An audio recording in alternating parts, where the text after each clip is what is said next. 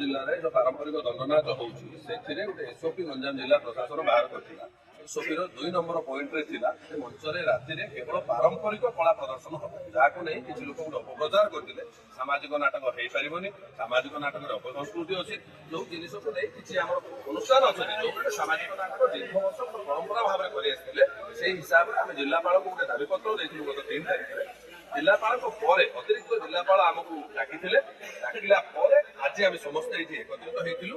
ସେମାନେ ଏସଓପିରେ ସେଇ ଜିନିଷକୁ ପରିବର୍ତ୍ତନ କରିବା ପାଇଁ ଆମକୁ କହିଲେ। ଯେହେତୁ ଗଞ୍ଜାମ ଜିଲ୍ଲାର ଗୋଟେ ଦଣ୍ଡନାଚ ଗୋଟେ ବିଶ୍ୱ ପ୍ରସିଦ୍ଧ ପରମ୍ପରା ଆଡକୁ ଯାଉଛି, ତାକୁ ନୂଆ ଭାବରେ ଅପଗ୍ରେଡେସନ କରାହଉଛି। ଯୋଉ ଅପସଂସ୍କୃତି ଜିନିଷ ରହିଯାଇଛି, ଧୂଳି ଦଣ୍ଡରେ କୁହନ୍ତୁ, 2 ଅର୍ଥ ବୋଧ ଶବ୍ଦ, ଆଉ ଯାତ୍ରାରେ ଯୋଉ ନାଚ ଗୀତରେ ମଧ୍ୟ କିଛି ଅପସଂସ୍କୃତି ରହୁଛି, ସେ ଜିନିଷକୁ ଆପଣମାନେ ବନ୍ଦ କରି ଯାହା କରି ଆସୁଥିଲେ ପାରମ୍ପରିକ କରନ୍ତୁ, ପୌରାଣିକ କରନ୍ତୁ, ସାମାଜିକ କରନ୍ତୁ।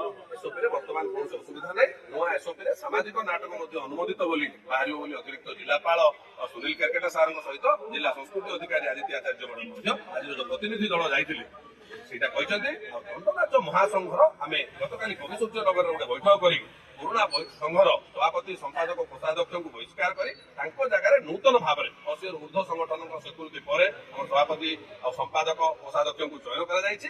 ନୂତନ ସଭାପତି ସମ୍ପାଦକ କୋଷାଧ୍ୟକ୍ଷ ଆଗାମୀ ଦିନରେ ଜିଲ୍ଲା ପ୍ରଶାସନର ସମସ୍ତ କାର୍ଯ୍ୟକ୍ରମରେ ଯୋଗ ଦେବାକୁ ଆମେ ତାଙ୍କୁ ଜଣେଇଲୁ। ସେମାନଙ୍କର ନମ୍ବର ନେଇ ଯେକୌଣସି କାର୍ଯ୍ୟକ୍ରମ ହେବ ଦଣ୍ଡନାଚ ସମ୍ବନ୍ଧୀୟ ସେମାନଙ୍କ ସହିତ ଯୋଗାଯୋଗ କରିବାକୁ ଆମେ ପ୍ରଶାସନ।